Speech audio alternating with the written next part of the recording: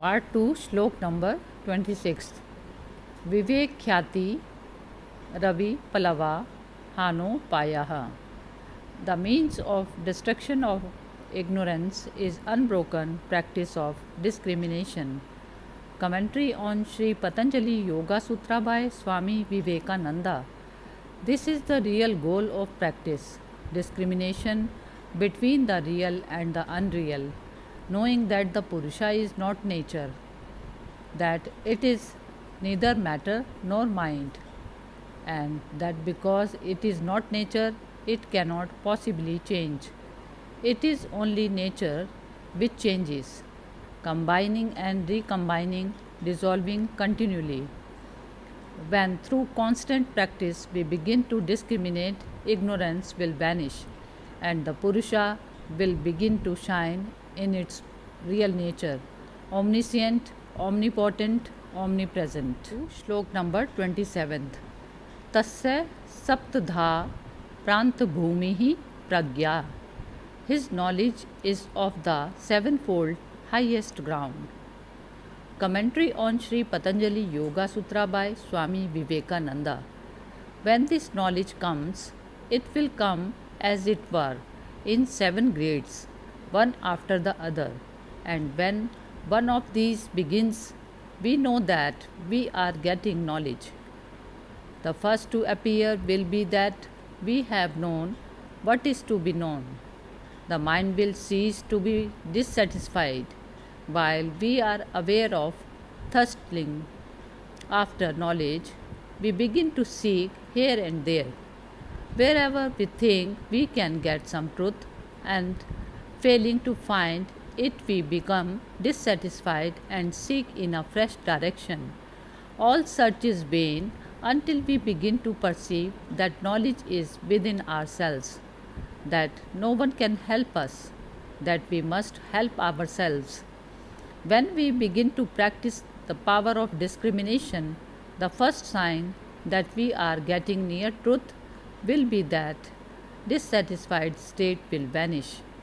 We shall feel quite sure that we have forth found the truth, and that is cannot be anything else but the truth. Then we may know that the sun is rising, that the morning is breaking for us, and taking courage. We must persevere until the goal is reached. The second grade will be the absence of all pains. It will be impossible for anything in the universe, external or internal, to give us pain.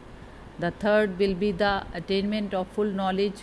Omniscience will be ours. The fourth will be the attainment of the end of all duty through discrimination. Next will come what is called freedom of the chitta.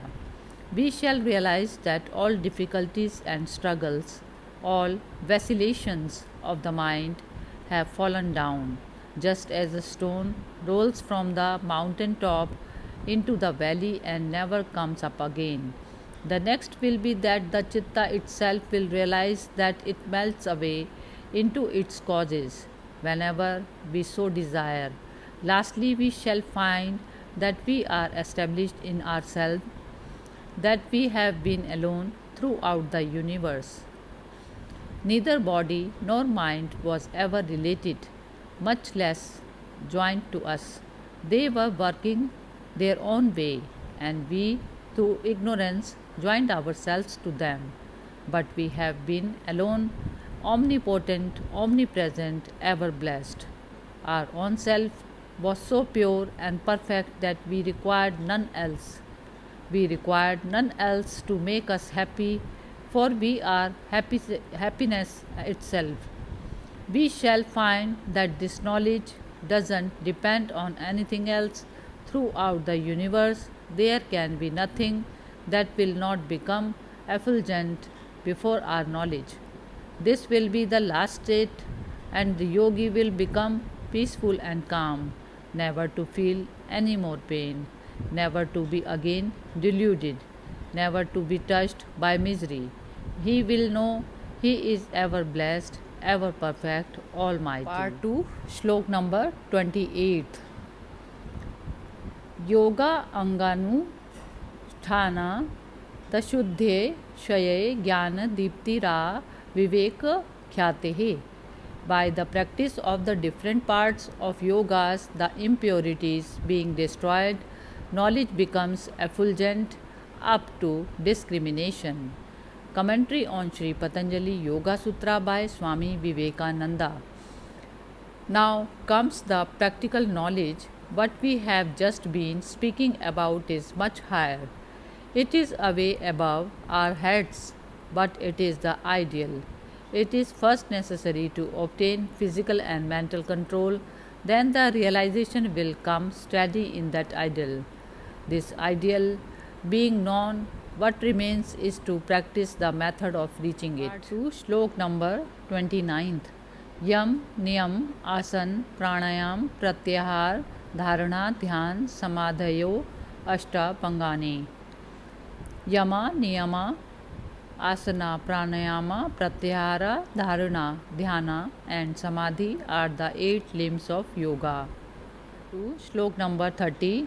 Ahinsya, Satya, Asteya, Brahmacharya, Aparigraha, Yama.